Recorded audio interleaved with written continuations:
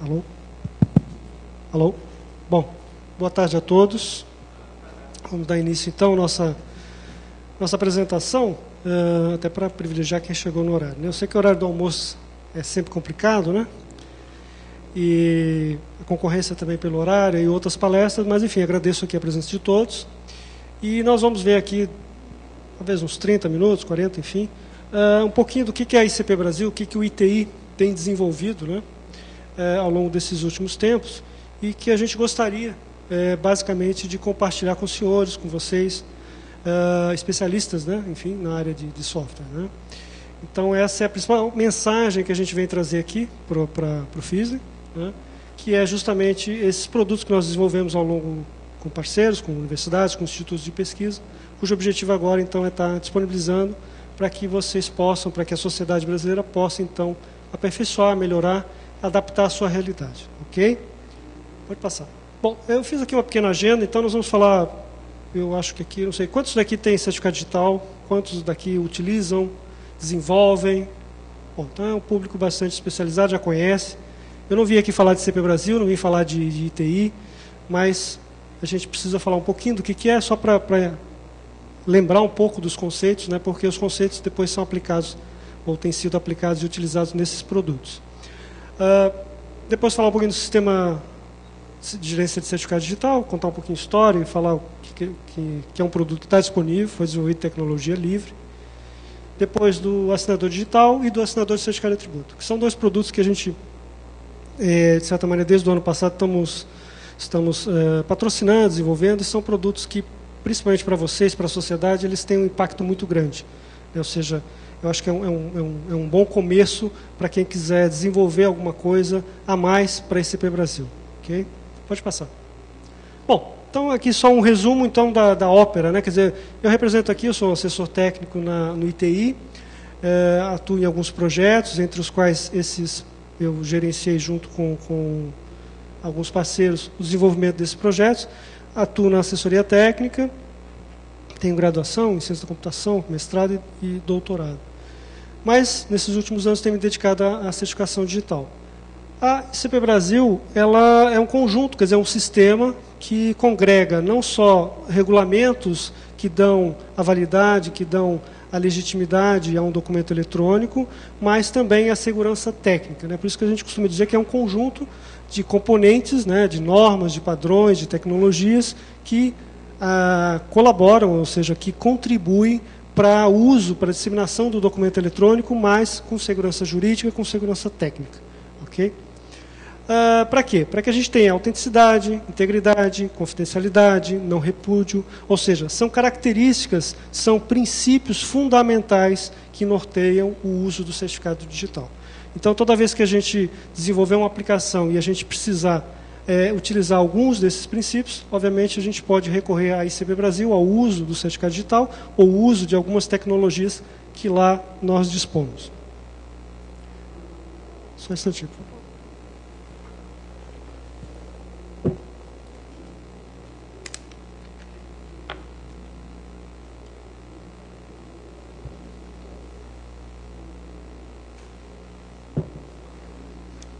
Bom, isso aqui é para mostrar então a nossa estrutura, quer dizer, o ITI é a ser raiz dessa infraestrutura de chaves públicas brasileiras, a partir da definição da MP 2200, que aqui vale sempre um esclarecimento, né? Mas é uma medida provisória que foi lá de 2001, mas nós tivemos, né, poucos talvez aqui conheçam, a emenda constitucional número 35, de 11 de setembro de 2001, que deu validade, continuidade às medidas provisórias até então, naquela época, a mesma condição de lei, até que fossem avaliadas pelo Congresso. Então, a MP, apesar de ter esse nome, é uma lei, né, ou seja, ao longo dos últimos 13 anos, tem colaborado, né, para a desmaterialização de processos, para o uso de processos cada vez mais eletrônicos, com segurança técnica e jurídica.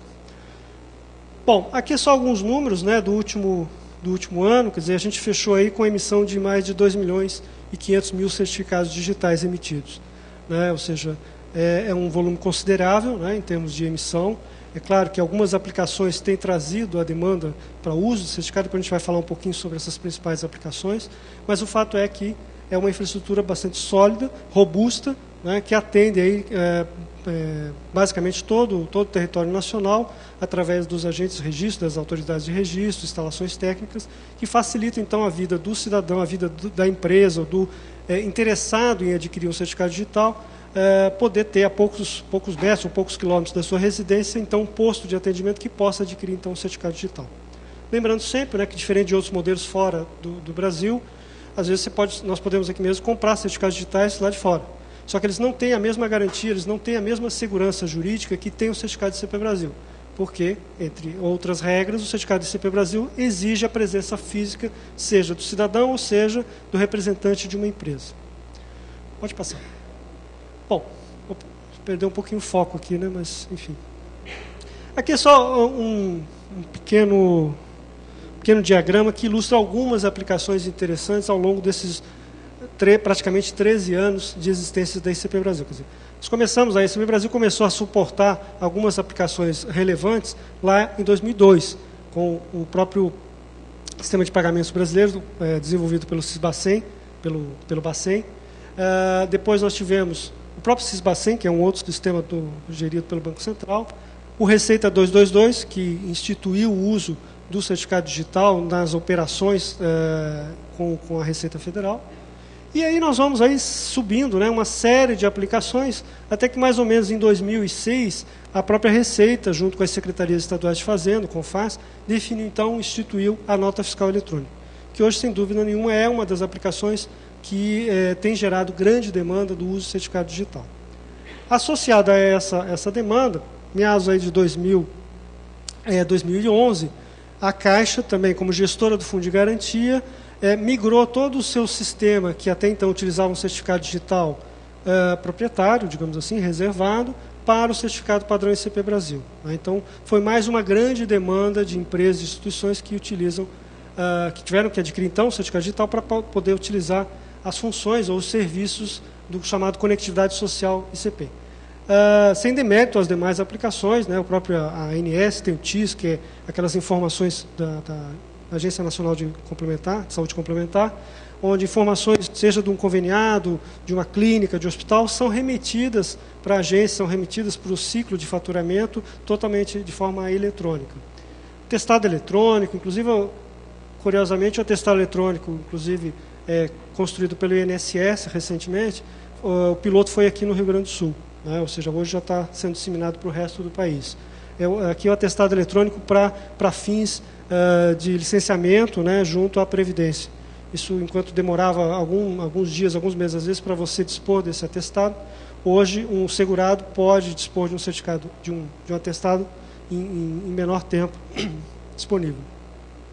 Bom, então aqui é só para ilustrar o conjunto hoje de aplicações. Claro que nós temos uma série de outras aplicações no âmbito privado, tem mesmo que envolve um cidadão, quer dizer, não é só a empresa, mas contratos de câmbio, acesso a bancos, né, alguns bancos já disponibilizam o acesso via certificado digital. Ou seja, nós temos então um conjunto hoje de aplicações à disposição da sociedade brasileira. É bem verdade que algumas na interação cidadão-governo ou empresa-governo, mas nesse ponto o governo dá o exemplo, ou seja, além de patrocinar toda a infraestrutura de chaves públicas, ele também, obviamente, faz uso dessa infraestrutura, fomentando aplicações para agilizar a vida do cidadão.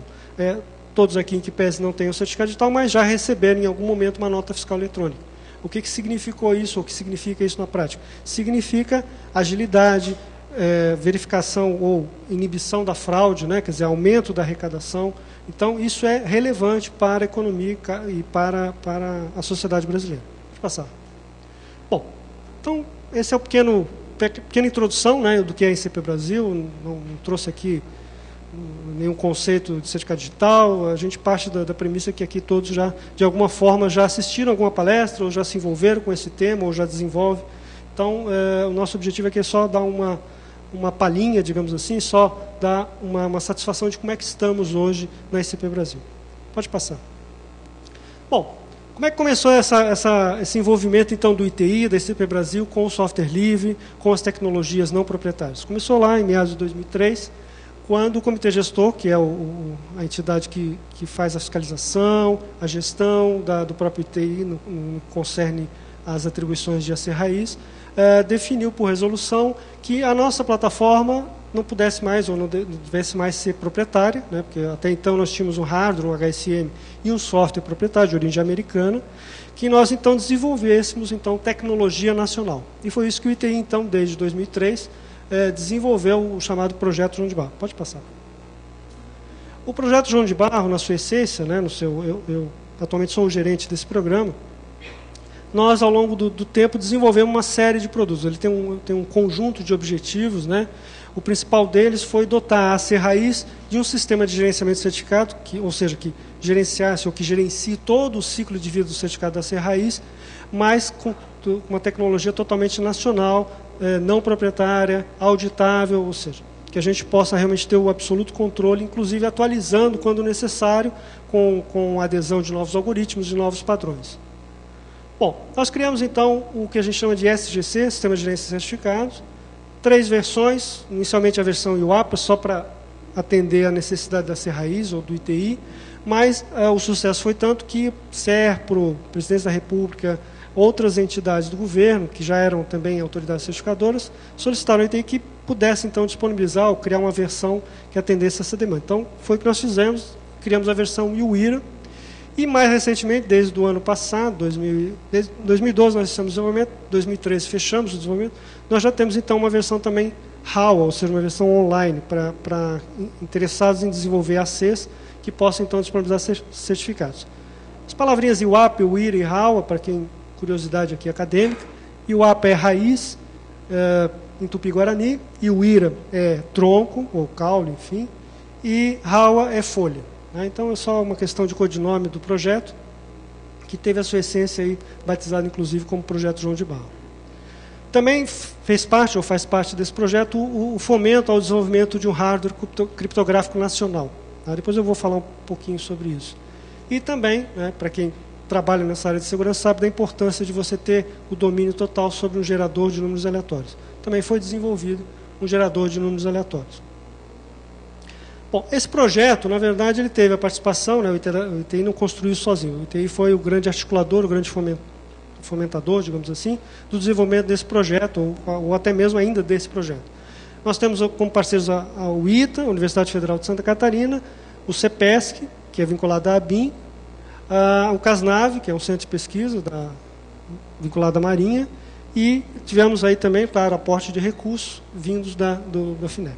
Então, foi um projeto realmente construído aí a várias mãos, né, ou seja, várias mãos e braços, para que a gente tivesse, então, o que nós temos hoje na ICP Brasil.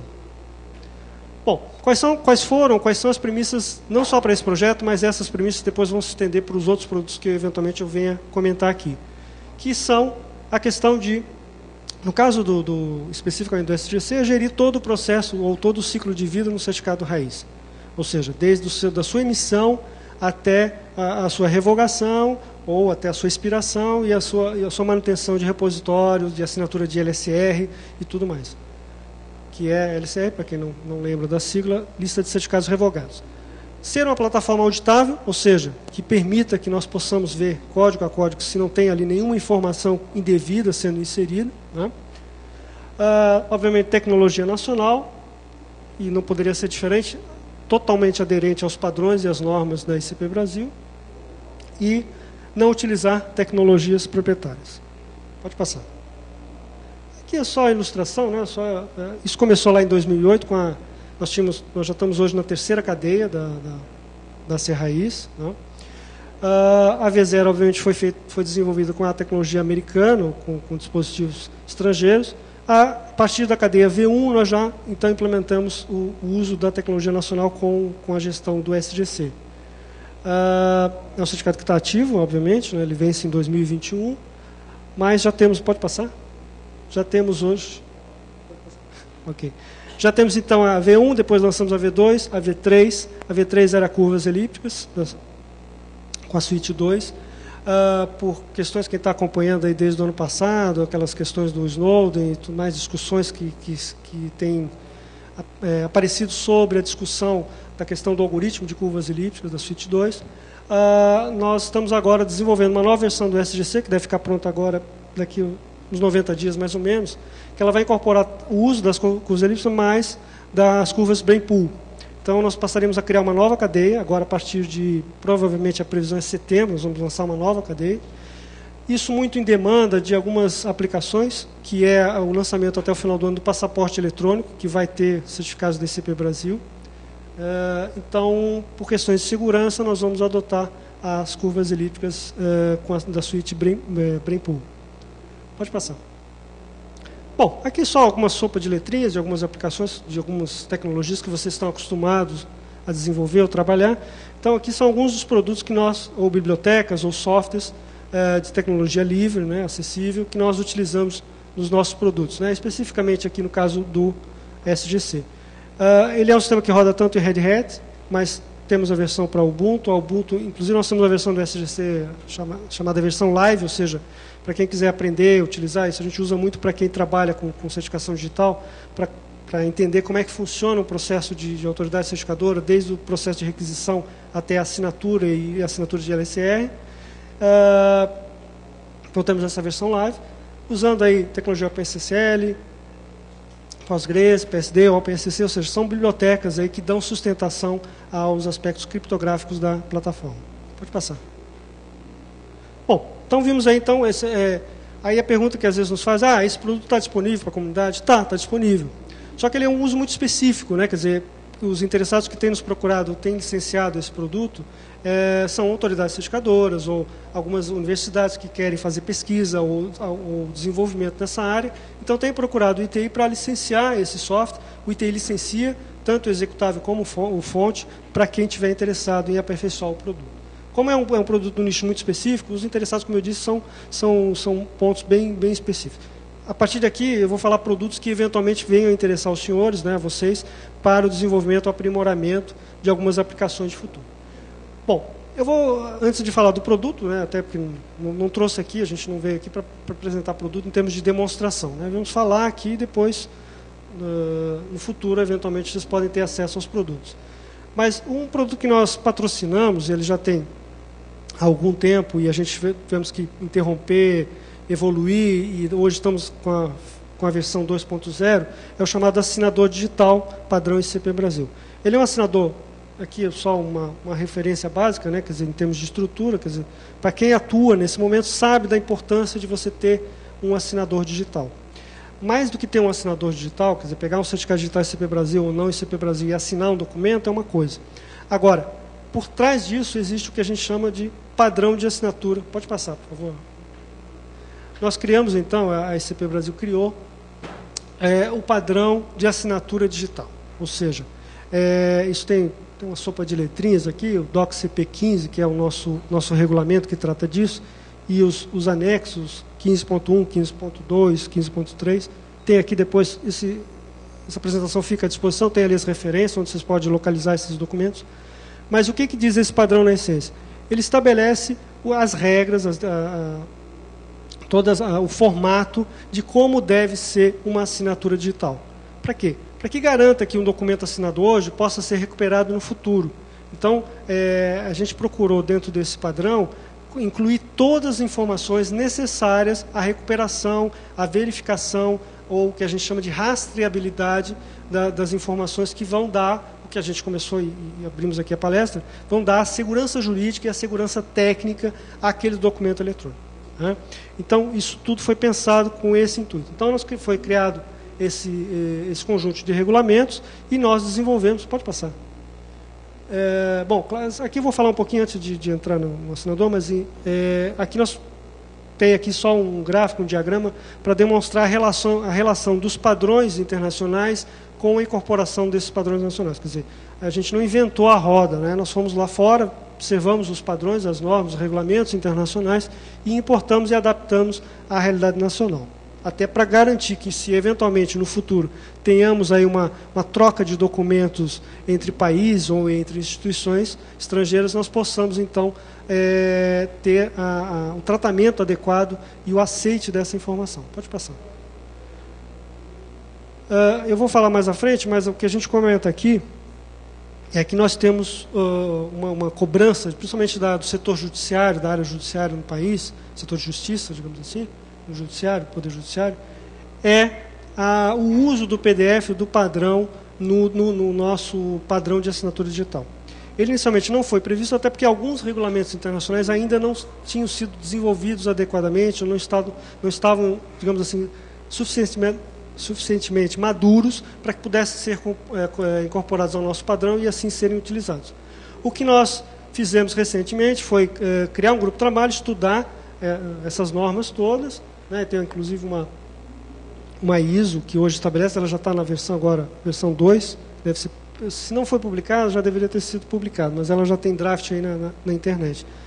Mas o fato é que a gente incorporou, então, agora estamos incorporando ao padrão, estamos com outro grupo agora fazendo a escrita da norma, então provavelmente vai sair lá, dentro daquela sopa de letrinhas lá do DOC-CP 15, um 1505, 06, que vai estabelecer algumas regras de uso do PDF no padrão de assinatura. Ou seja, novamente aqui, adotando um padrão e fomentando o uso de uma ferramenta independente de fornecedor. A gente sabe que por trás do PDF, quer dizer, teve todo o desenvolvimento de uma empresa, no caso da Adobe, mas que depois isso foi lançado uma ISO, quer dizer, o PDF hoje é uma ISO.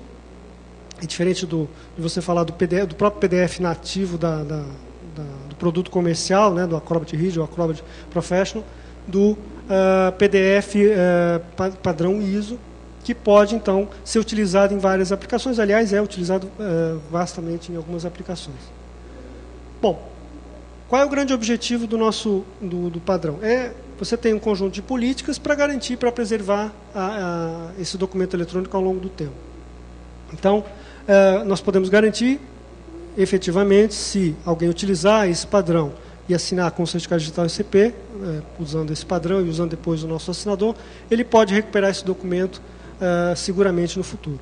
Tá? Se ele não usar o padrão, aí a gente não tem garantia. Tá? Preserva informações, evidências, né? Ou seja, para quê? Para que a gente possa, eventualmente, no futuro, fazer uma perícia e verificar se realmente aquele documento existiu numa data passada, no caso. Né? Ou seja, se eu assinar um documento hoje, obviamente há algumas regrinhas básicas, do tipo, o meu certificado digital tem que ser válido, toda a cadeia de vinculação do meu certificado digital tem que estar válida. Agora, o meu certificado vence, por acaso eu tenho um certificado que vai vencer daqui a 90 dias. Enquanto esse certificado não vencer, eu posso estar assinando documentos eletrônicos. Agora, daqui, basta 90 dias, o meu certificado perde a validade. Agora, o documento eletrônico não perde a validade. Essa é uma questão importante de ressaltar. Que tecnicamente seria mais complexo, né, você validar um documento assinado por um certificado que foi vencido, do ponto de vista jurídico, e aí por isso o regulamento da ICP Brasil, aquele documento não perde a validade. Então, por isso que eu preciso depois fazer o quê? Uma rastreabilidade para verificar. Então, se nessa data, que é a data de hoje, o meu certificado estava válido, as outras informações foram verificadas para que eu possa dar a presunção de validade jurídica àquele fato, àquele documento eletrônico. Então, isso é extremamente complexo, por isso a necessidade da adoção do padrão. E, obviamente, não muito diferente, a interoperabilidade. Ou seja, o que nós chamamos de interoperabilidade? É o ITI assinar um documento, encaminhar para a Casa da Moeda, encaminhar para a DataPrev, encaminhar para uma outra instituição, e esse documento ser verificado, não é só visualizado, mas ser verificado quanto à sua integridade, quanto à sua autenticidade. Então, a importância de você ter a garantia da interoperabilidade. Como é que você consegue? Com um padrão. Né? Ou seja, se eu não tiver o padrão, se eu assinar com o certificado digital, o receptor, enfim, vai ter que ter um verificador de assinatura para garantir se aquele documento realmente foi assinado. O fato de adotar um padrão e eu assinar com um assinador padrão inibe essa necessidade. Ou seja, se todos adotarem o mesmo padrão, independente de assinadores, de terceiros ou de desenvolvimento de terceiros, desde que sigam o mesmo padrão, eles vão poder facilmente verificar a integridade, a autenticidade daquele documento. Bom, eu não vou aqui, como diz lá em Portugal, maçá-los, né? Com informações aqui do nosso padrão. Aqui eu trouxe só algumas ilustrações, eu vou só bater essa primeira, depois as outras eu vou passar rapidamente, mas qualquer detalhe depois, seja uma pergunta ou um detalhe a mais, a gente vai encontrar lá no documento, no DOC-CP 15. Mas aqui é só para ilustrar o quê? O que é o padrão, né, o padrão ICP? Então, ele tem um conjunto de políticas. A primeira política é a referência básica, ou seja, eu vou assinar um documento eletrônico, né, ou seja, um texto, um Word, um PDF, um JPEG, um MP3, não interessa o objeto. Eu vou assinar um documento eletrônico, um objeto, vou escolher aqui um conjunto de atributos, vou definir qual é a política, no caso aqui a política ADRB, ou de referência básica, assinatura digital de referência básica, e vou postar então a assinatura digital. E vou ter então, nesse momento, um objeto, né, quer dizer, um arquivo, um documento assinado. E aí posso estar com esse fruto da assinatura inserido no próprio documento, ou de attached, né, ou seja, fora, em outro arquivo. Mas o fato é que nesse momento a gente tem o quê? Um documento efetivamente assinado. Isso atende a uma série de aplicações, a uma série de demandas, uma série de necessidades. Pode passar, por favor. Aí a próxima é inserindo uma outra informação relevante, que é a RT, que é referência de tempo.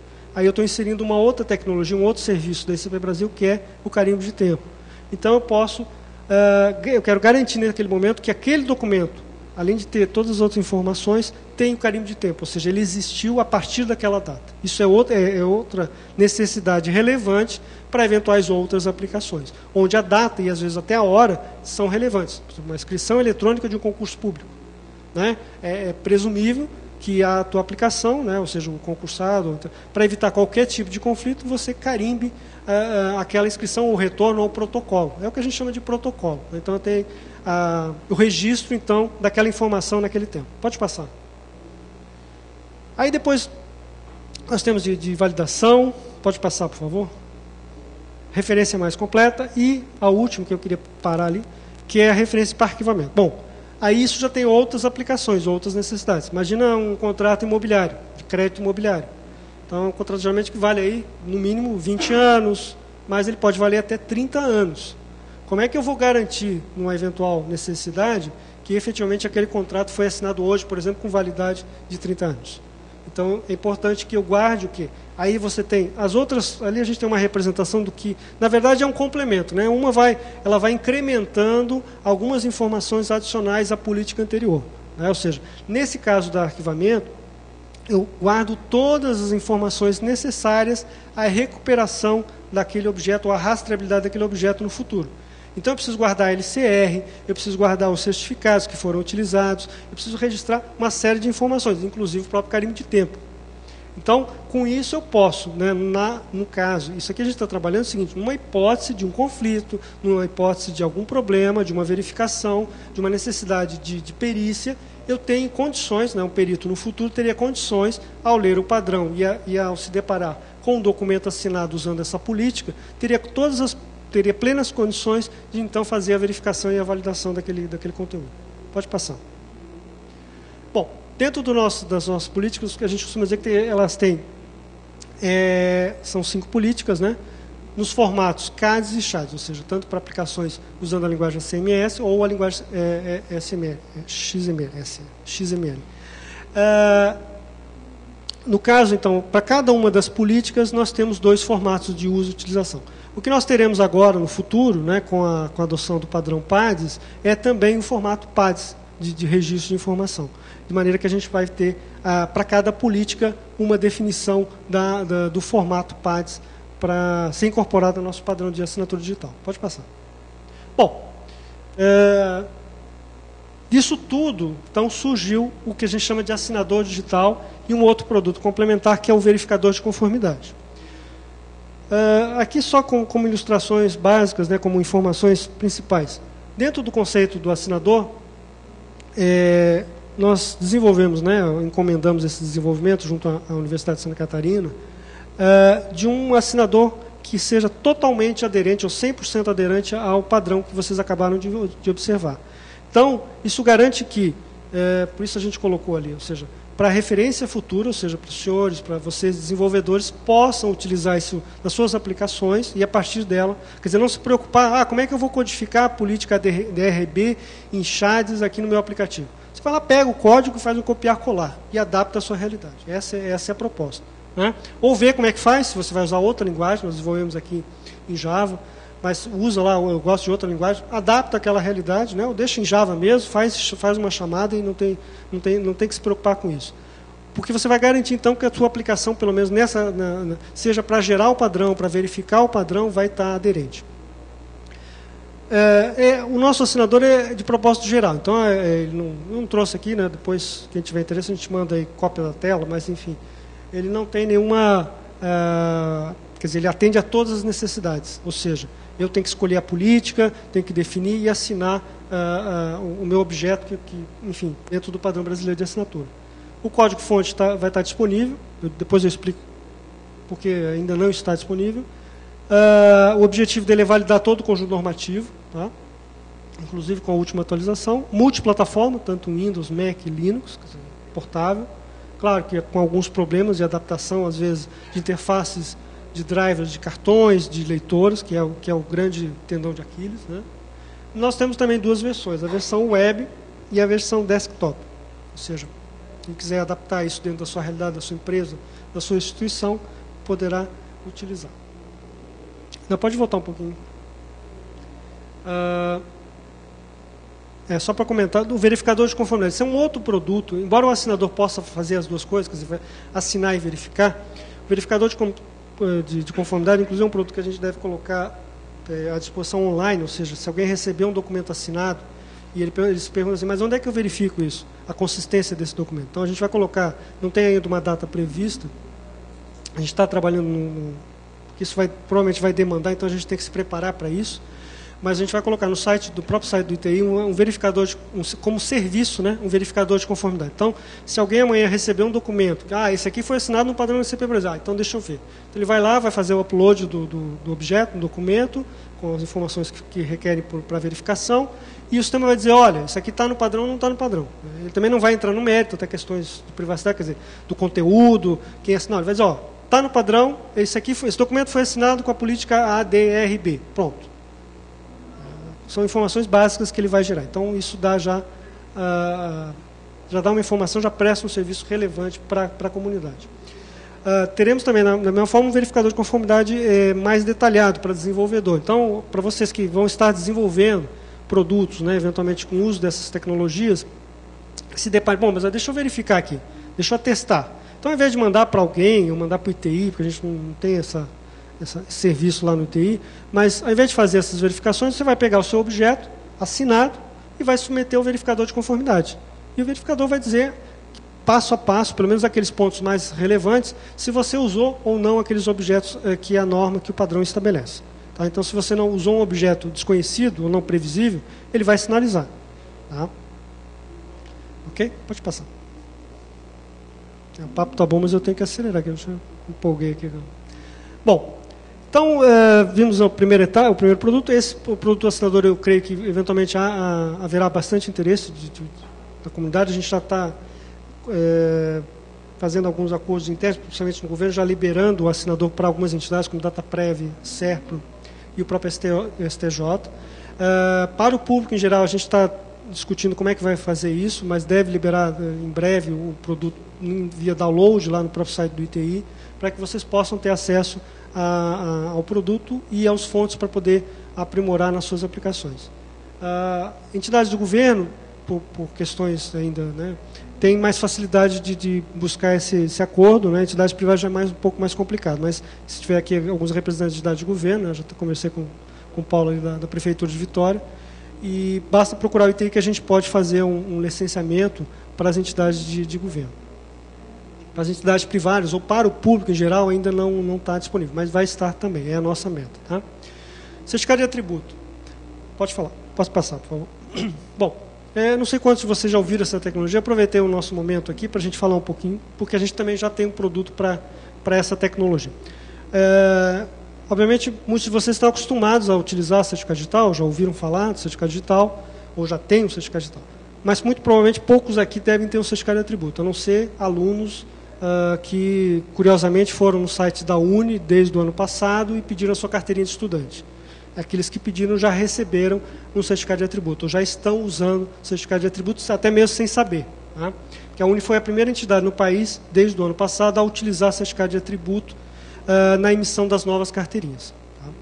Aí eu falo Uni, mas tem a Amped, tem a Associação também dos Secundaristas e a Associação Nacional dos Pós-Graduados. Então, são as três entidades, inclusive, que utilizam já o certificado de atributo, na sua nova carteira de estudante. Bom, Aqui só para conceitualmente, né, o certificado digital, né, no modelo, digamos assim, tradicional, ele incorpora um conjunto de informações que levam a o que a gente chama aqui de objetos, né, de uso daquele certificado. Ou seja, o certificado digital pode ser tanto ser utilizado para se autenticar, para se identificar, para assinar um documento, mas ele também, de alguma forma, qualifica o titular do certificado digital. Né? Pode passar. Como é que isso se dá? Um certificado digital, pela regra geral, eu posso incorporar várias informações, vários campos. Né? Ou seja, eu posso incorporar, se eu for um engenheiro, o meu CREA, se eu for um médico, o meu CRM, posso incorporar também o título de eleitor, independente do meu status profissional, o CPF, no caso do eCPF da Receita é obrigatório, mas o certificado nativo não necessariamente é obrigatório, o NIS, que é o número de identificação social, CNH, PIS, no caso de algumas empresas que adotam o certificado, matrícula do empregado, inscrição, enfim.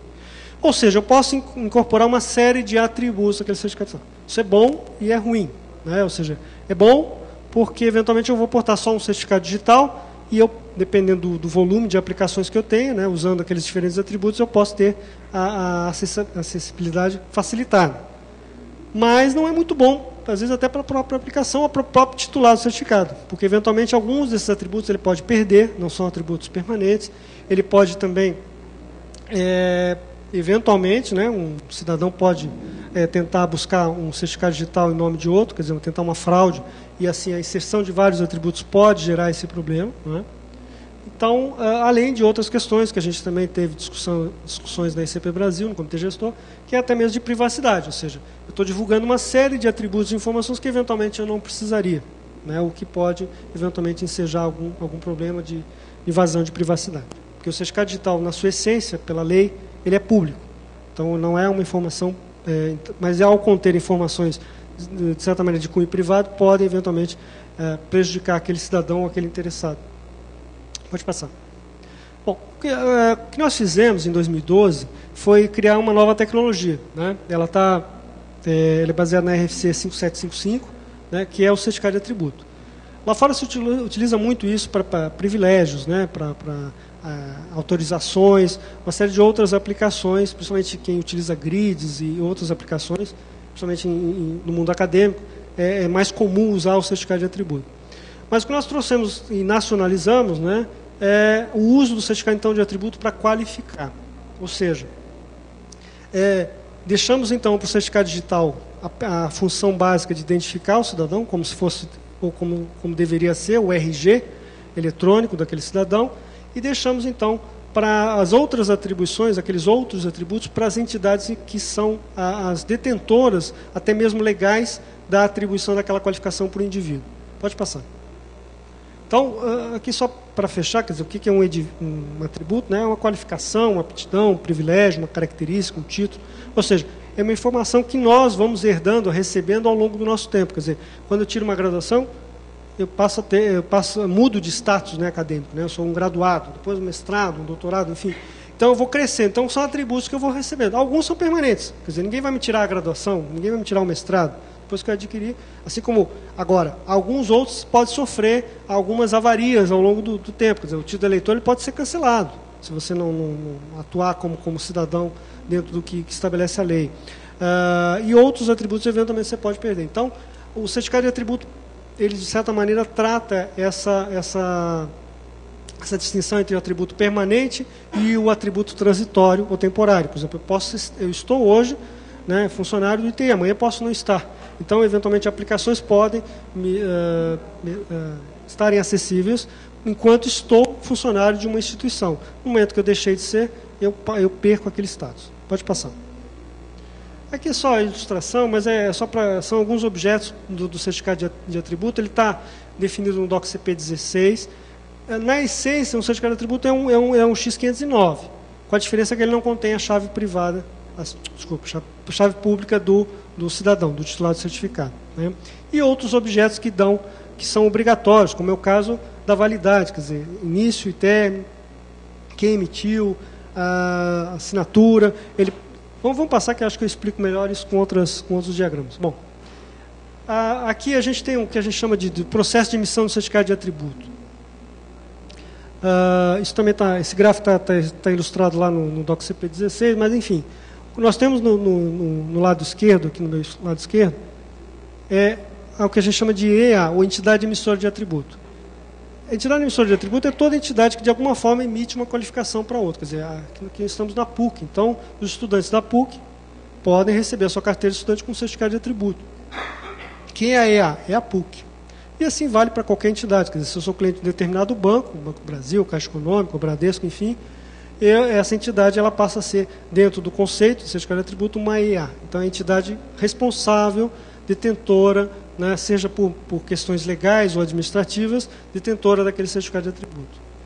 Então, ela, a partir daquele momento, ela define quais são os atributos. Quer dizer, eu vou emitir, então, uma carteira de estudante. Então, eu vou colocar lá o nome, sei lá, data de nascimento, o curso e a validade daquela carteira. Então, eu vou escolher alguns atributos e vou, a partir da minha base, né, de controle, vou submetê-los, então, a um assinador de atributos e vou emitir um certificado de atributo. Esse certificado de atributo tanto pode ficar no repositório, né, para acesso via OCSP ou outro meio, de maneira possa ser consultado. Por exemplo, eu quero saber quais são os médicos efetivamente aptos a clinicarem no país. Eu vou lá no CRM ou no CFM e faço uma consulta hoje. Só que eu não recebo de volta um certificado de atributo, eu recebo uma consulta na tela. Agora, esse certificado de atributo ele pode ser também embarcado, ou seja, pode ser guardado no smart card, no token, ou pode até armazenado num dispositivo, no móvel, enfim. Pode passar. Aqui é só para demonstrar, então, o que a gente chama de ciclo de vida, né? Ilustrando, então, qualquer entidade EA, né? Caixa, Detran, Tribunal, CRM, a partir do seu certificado digital, porque um certificado de atributo ele não existe se antes aquela entidade não tiver um certificado digital para assinar, né? Então, ela com o seu certificado digital PJ, do tipo A3 ou tipo A4, vai assinar, né? Através daquele assinão, vai assinar, então, o certificado de atributo. Esse certificado de atributo, a gente definiu dois modelos, que a gente chama de modelo vinculado e modelo autônomo. O certificado vinculado, ele tem uma forte ligação com o próprio certificado digital da pessoa física, o que facilita, por exemplo, a emissão do certificado de atributo até mesmo remota. Quer dizer, eu posso acessar remotamente um site, seja da PUC, do CRM, ele já tem lá outros dados que ele pode verificar, e eu me identifico com o certificado digital, me autentico, ele confirma esses dados, me gera um certificado de atributo, e esse certificado de atributo pode, então, retornar para o mesmo dispositivo, ou ficar no repositório à disposição de aplicações terceiras. Da outra forma, eu posso ter um modelo que a gente chama de modelo autônomo, ou seja, um certificado digital que vai substituir, pelo menos na nossa expectativa, essas inúmeras declarações que a gente costuma ter aí na internet, né? Se de um lado elas facilitam muito o cidadão, quer dizer, ele vai lá, imprime, leva, apresenta no cartório, apresenta em vários lugares, e se a contraparte tiver dúvida, ela vai lá naquele mesmo site e faz a verificação. O certificado de atributo não exige isso. Quer dizer, como é um documento eletrônico, uma vez que eu apresente a parte interessada, ele vai ser incorporado ao GED, ao sistema eletrônico, e vai ser tratado normalmente. Quer dizer, não há necessidade de configuração e verificação. Por quê? Porque eu estou confiando numa informação que foi assinada com o certificado de CP Brasil. Então, ele tem toda a prerrogativa para isso. Pode passar. Então, aqui só, como eu estava comentando, então, o certificado de atributo é um documento para máquina, para equipamentos. Quer dizer, não é um documento que a gente fica apresentando, assim como o certificado digital, né? Mas o certificado de atributo, na sua essência, é um documento que vem viabilizar uma série de aplicações de gestão eletrônica de documentos. Ou seja, então, como eu estava citando exemplo, essas inúmeras certidões que a gente, ou consultas que a gente faz ao tribunal, ao TSE, à Receita, a bancos, ou outras informações que estão, a Detrans, enfim, essas informações podem utilizar dessa tecnologia para você viabilizar o que a gente chama de gestão eletrônica de documentos, mas trazendo não só a garantia técnica, mas a garantia jurídica. Ou seja, eu posso ter aí, por exemplo, não sei quantos de vocês aqui já pegaram um financiamento imobiliário, mas você tem que apresentar uma série de certidões de documentos impressos, vai lá e entrega para o gerente, na agência, enfim, ele junta no seu processo todo de papel.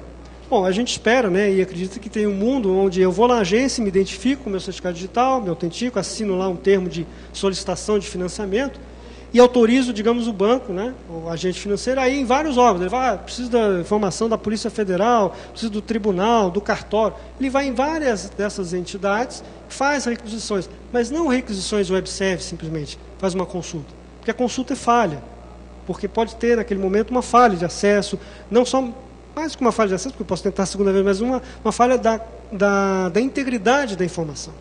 Né? Ou seja, pode entrar um hacker, temos uma alteração, uma adulteração de informação.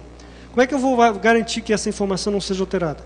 Na verdade, acessando mesmo web server, a mesma tecnologia, só que ao invés de devolver uma simples consulta, essa consulta ela vem assinada, ela vem com garantia de autenticidade e integridade. E aí eu posso incorporar, porque aí o agente financeiro, a Caixa, o banco que está concedendo aquele financiamento, ele vai ter a garantia que ele precisa. Ele precisa de uma certidão assinada por aquela entidade. Se é uma consulta web service, você não tem essa garantia. Ok? Pode passar. Bom, qualificações eu já citei aqui ao longo da apresentação, né? Então, aposentado, estudante, advogado, motorista. Pode passar.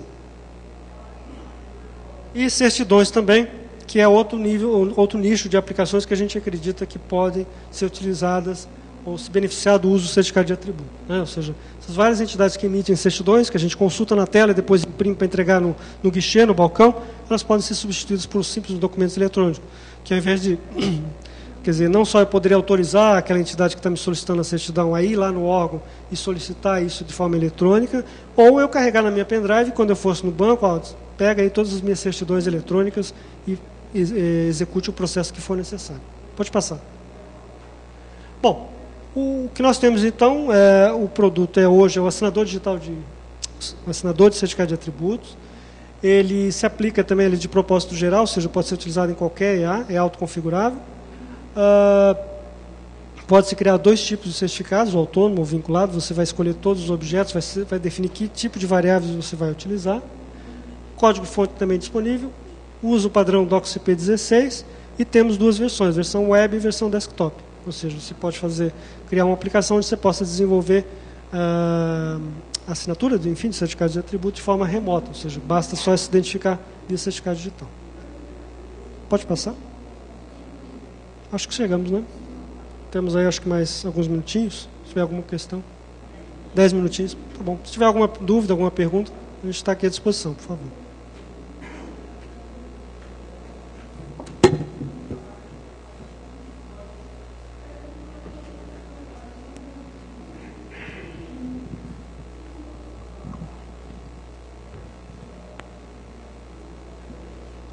Boa tarde, Rui. A respeito do carimbo do tempo, tem alguma tecnologia disponível do ITI? Hoje acho que padrão ICP Brasil só tem a Caixa, né? Carimbo do tempo. Ou já tem mais instituições credenciadas? Não, em relação ao carimbo de tempo, a gente não desenvolveu nenhum produto, né? Enfim, o que nós temos, quer dizer, para quem já acompanha esse tema, quer dizer, o ITI é a ACT, e a partir dela, a CT raiz, né, e a partir dela a gente credencia outras ACTs, ou Autoridade de Carimbo de Tempo. Nós temos a Caixa, o SERPRO e, recentemente, a CertSign e a Valid. Então, nós temos duas empresas públicas e duas empresas privadas, né, já com essa, digamos, credenciadas, né, ou acreditadas para prestar serviço de ACT. Tá?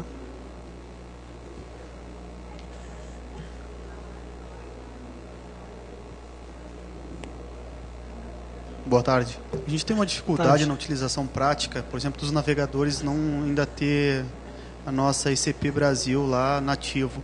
Como é que anda esses tratativas para a gente conseguir que o Mozilla, que o Internet Explorer consigam validar o ICP Brasil? Bem, no caso do Internet Explorer e do Chrome, que usam a plataforma Windows, não tem esse problema. Hoje nós temos problemas ainda com o Safari, no caso da Apple, para Mac, e temos problema ainda com a Fundação Mozilla. Não conseguimos ainda evoluir. Não sei de quantos de vocês aqui acompanham, o processo da Fundação Mozilla é público, né, através de um fórum, né, onde pessoas, consultores, enfim, interessados, participam dessa discussão. Decorre que, talvez até sem modéstia, né, para o Brasil, mas pela grandiosidade ou pelo tamanho da ICP Brasil, não sei se você deve ter acompanhado os primeiros slides, nós emitimos no último ano, nessa infraestrutura, 2.500.000 certificados. Isso é um número bastante considerável. O Brasil hoje é, sem dúvida, a maior plataforma de uso de PKI, né, em massa, quer dizer, seja nas aplicações de nota fiscal eletrônica, aplicações das variadas naturezas ou formas. O fato é que, na última discussão que a gente estava debatendo junto com a Fundação Mozilla, o tratamento que eles querem agora é um pouco diferenciado em relação ao uso, a inserção das raízes da ICP Brasil, no caso especificamente do browser Firefox, que é o tratamento de Super CA, que na verdade a C-raiz da ICP Brasil, ela tem essa pelo entendimento deles, ela tem essa característica de Super CA. Né? Não sei se vocês lembram, mas a gente tem, na verdade, o nível 0, que é a C-raiz, depois o primeiro nível, que nós temos 3 ACs credenciadas, né? A partir dele nós temos uma série de outras ACs. Então nós temos no primeiro nível a C-raiz, obviamente, temos no segundo nível 13 ACs, né? Algumas privadas, outras públicas, e temos depois 40, salvo engano da minha parte, 48 ACs de segundo nível. Então, pelo que eu conheço, tenho acompanhado o histórico lá na Fundação, mas não existe nenhuma AC no mundo que tenha essa configuração, o que, de certa maneira, assusta o processo. Então, em resumo, o resumo da ópera é que ainda estamos discutindo, porque uma das propostas da Fundação Mozilla é que a gente insira, na verdade, que a gente abra processos individuais, no caso, que seriam das 13 ACs de primeiro nível. Só que, ao fazer isso, há o entendimento jurídico, e não só técnico, porque isso não é só técnico, tem que se analisar juridicamente, que não inserir a C-raiz da ICP Brasil, você pode trazer uma fragilidade, né, do ponto de vista jurídico, porque, pela regra, pela lei, digamos assim, um documento eletrônico assinado ele deve ser verificado da cadeia até o fim. E pela proposta da Fundação Mozilla, a verificação se daria até o primeiro nível, o que não é como diz, não é vero, né, no italiano, não é verídico. Então, há um certo, nesse momento que a gente está se deparando com a Fundação Mozilla especificamente, é esse o problema. Então, estamos estudando lá que forma a gente vai tentar reverter isso. Agora, se não reverter, aí, infelizmente, pelo menos da parte do governo, do ITI, a gente não tem como aderir a isso, porque, digamos assim, inserir somente os certificados de primeiro nível não completa o processo. Então, teria que a Fundação Mozilla, ao invés de, além de inserir as 13 ACs, teria que necessariamente inserir a C-raiz. Tá? Senão, ela não fecha o processo. Eu não sei se vocês já tiveram a oportunidade de testar. Eu não sei se é por falha, ou por necessidade, ou por projeto, né, do Firefox. Ele não valida. Se você já tiver o certificado do primeiro nível, ele não vai até a raiz. Então, ele fecha uma validação, né, de verificação de cadeia até o primeiro nível. Isso eu já fiz esse teste, né, e isso é ruim. Para o usuário da ICP Brasil é ruim, porque, eventualmente, o que a gente pode ter no futuro, porque, não sei se vocês sabem, né, enfim, quem está há mais tempo lembra disso, quando a gente gera uma nova cadeia, e vamos gerar isso agora em setembro, provavelmente, a chave pública da C-raiz ela é publicada no Diário Oficial. Então, isso dá uma legitimidade. Quer dizer, não é só a legitimidade de acessar o site do ITI, pegar a chave pública, o certificado da ICP Brasil. Você tem a validade de que isso é publicado no Diário, é dado publicidade oficial do governo, né, através do nosso Diário Oficial. Então, é um pouco diferente de outros modelos de outras partes do mundo. O que complica, às vezes, o entendimento da parte da Fundação Mozilla. Então, nós estamos nesse entrave ainda, quer dizer, infelizmente não conseguimos evoluir por conta disso. Quem vive no Brasil, quem acompanha, sabe, né, entende a importância da inserção, principalmente para vocês que trabalham com desenvolvimento, né, de que isso seja uniforme para qualquer browser. Na parte do ITI, a gente tem feito o que é possível, né, inclusive a própria Fundação Mozilla, em determinado momento, exigiu uma auditoria independente. Nós corremos atrás dessa necessidade, fizemos a auditoria independente. Demorou um pouco mais, porque, como órgão público, dependemos de orçamento e tudo, mas, enfim, isso foi também atendido. Só que agora, no último momento da discussão, quando a gente esperava que isso tivesse sucesso, fomos abatidos, digamos assim, por essa discussão que leva a essa nova interpretação. Mas, enfim, estamos com esse trabalho, estamos com o trabalho com a Oracle também, por conta do Java, né? Não sei se ninguém comentou aqui, o Java também está apresentando esses problemas agora, porque está exigindo para as applets que os códigos sejam assinados, também já estamos trabalhando com a Oracle. Com o Adobe, no caso do Acrobat, menos crítico, mas também estamos com um processo com o Adobe para inserir também as raízes, né? Ou seja, de resolvido hoje é com a família Windows, né? E aí Chrome, Internet Explorer. Internet Explorer desde 2008 ele já é distribuído oficialmente pelas raízes, né? Na distribuição de atualização da Microsoft. Tá? Então, cada vez que sai uma raiz nova, é automaticamente inserido. O Chrome e o Internet Explorer, para o Windows, não tem essa restrição. No caso das outras plataformas, Mac e Linux, você tem que fazer a inserção manual, né, que é o que recomendo. Não sei se eu respondi, acho que... Tá bom. Ok? Gente, obrigado pela atenção. Até a próxima.